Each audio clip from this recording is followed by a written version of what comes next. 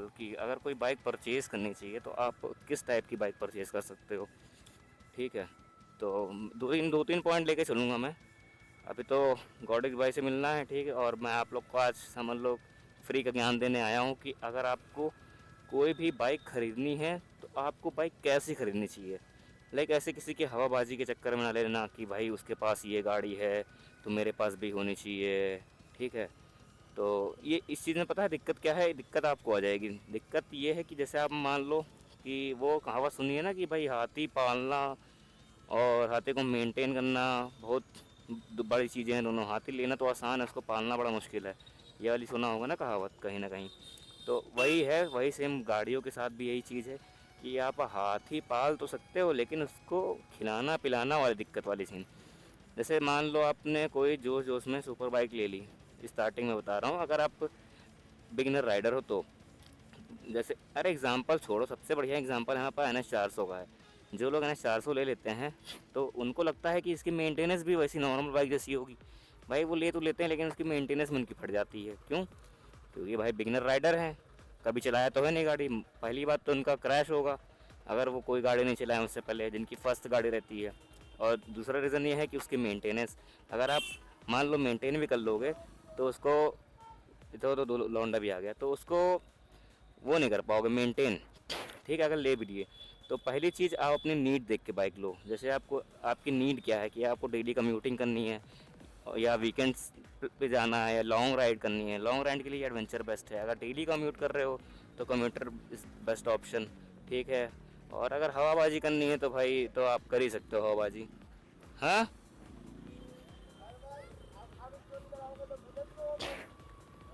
हाँ, इस बार बुलेट है, पिछली बार 160 थी। क्या? हाँ भाई, तो ये हमारे 40R गॉड हैं, इनको आप लोग फॉलो कर सकते हो। तो इनका इनकी बाइक भी कुछ मॉडिफिकेशन है, इनकी बाइक का मॉडिफिकेशन जल्दी वीडियो आएगी। तो अभी फ़िलहाल हम अपने टॉपिक पे वापस आते हैं। और हाँ, तो अगर आपको कोई भी बाइक लेनी है तो पहले आप सबसे पहले अपनी नीड देखो कि आपकी नीड क्या है। उसके बाद आप उस चीज़ पे घर वालों पे थोड़ा फोकस करो कि मतलब घर वाले उस बाइक पे बैठ पा रहे हैं या नहीं बैठ पा रहे हैं, ठीक है। Basically comforting. फिर उसके बाद आता है माइलेज। अगर आपका माइलेज अच्छा है तो आप के लिए और अच्छी बात होगी क्योंकि पेट्रोल डीजल डलाना नहीं पड़ेगा। जैसे इस समय सिचुएशन चल रही है कि ऑयल नहीं मिल रहा है, लोग लाइन में लग रहे हैं, तो इस समय लोगों को इलेक्ट्रिक की अहमियत पता लग रही होगी कि भाई इलेक्ट्रिक भी हाँ बेस्ट है, तो लोग इलेक्ट्रिक की तरफ स्विच हो रहे हैं।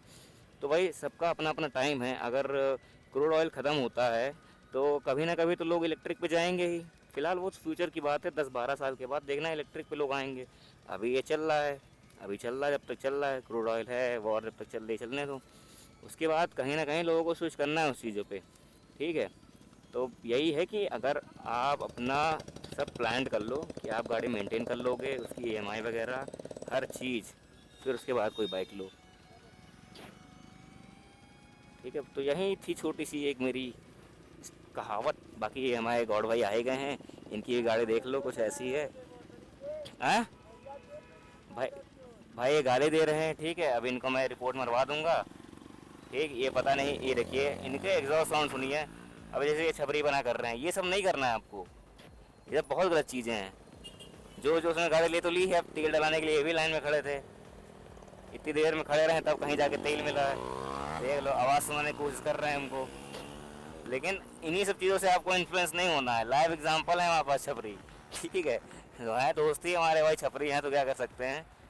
छपरी केवल राइडिंग स्किल छपरी वाली नहीं है भाई, इतनी छपरी वाली हरकतें हैं, स्किल बहुत तगड़ी है चलाने वाली।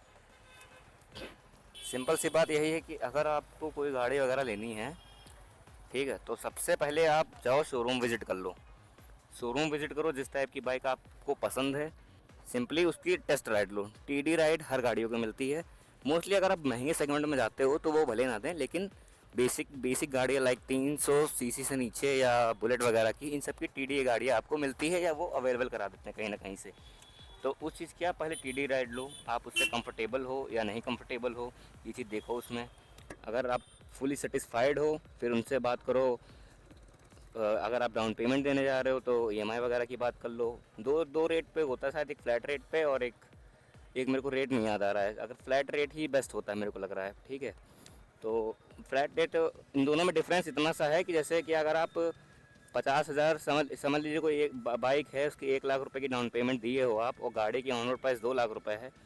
तो अगर आप 1 लाख रुपए की ईएमआई बनवाते हो तो दो इंटरेस्ट रेट होते हैं, एक मेरे को याद नहीं आ रहा नाम उसका। ठीक है, तो एक में होता क्या है कि ये आप गूगल कर लीजिएगा। एक में होता ये है कि एक में जो इंटरेस्ट जाता है वो आप सपो आपने 2 साल के लिए बनवाया है तो 1 लाख पे जो इंटरेस्ट लगेगा वो 2 साल तक लगेगा। और दूसरे वाले में क्या होता है, सॉरी हाँ नाम याद आ गया, रिड्यूसिंग वाला होता है। और दूसरे में रिड्यूसिंग वाला है, तो रिड्यूसिंग वाले पे कराइएगा, वो बेस्ट होता है। रिड्यूसिंग वाले में ये होता है कि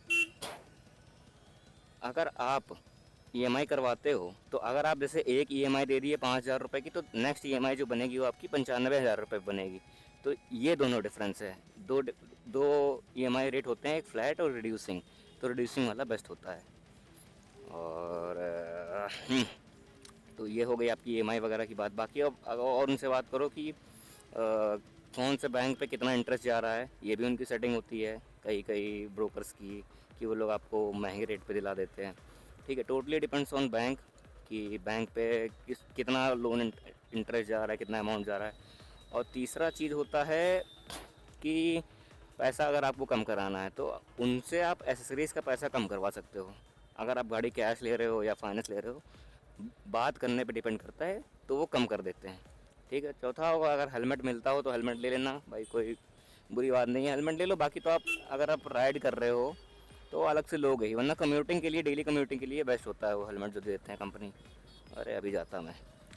ठीक है, और रही बात अगर आपको गाड़ी किस पर्पस के लिए ले रहे हो, मेन तो आपको पर्पस डिसाइड होता है। पर्पस अगर आपको डेली राइड करनी है, सिटी ही पे रहना है, तो मेरे हिसाब से स्प्लेंडर वगैरह या कोई भी commuting bike, Passion Pro, Splendor, या मेरे हिसाब से आप N160 वगैरह भी ले सकते हो, 150 सीसी की बाइक। ये सब आप मैनेज कर ले जाओगे क्योंकि इनका एवरेज ठीक ठाक है और लुक भी बढ़िया है।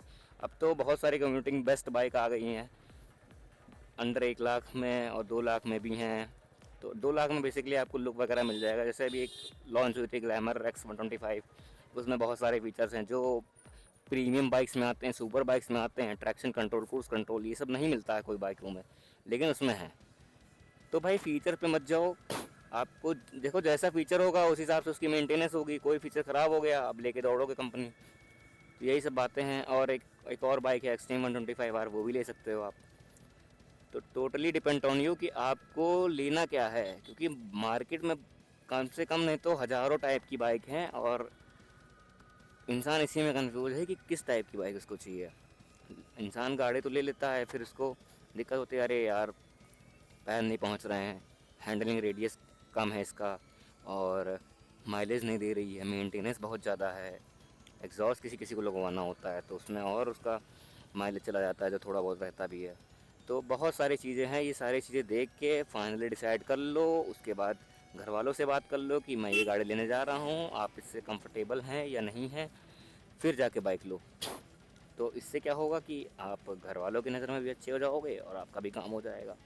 तो मेन तो चीज़ है घर वालों को इधर उधर ले जाने के लिए। अगर अगर आप पर्सनल के लिए ले रहे हो तो मेरे हिसाब से KTM Duke 250 ले लो, बढ़िया है, माइलेज वगैरह भी ठीक ठाक है और मेंटेनेंस भी ज़्यादा नहीं है, 2-3 हज़ार रुपये की मेंटेनेंस है, वही सर्विस वगैरह जो आती है।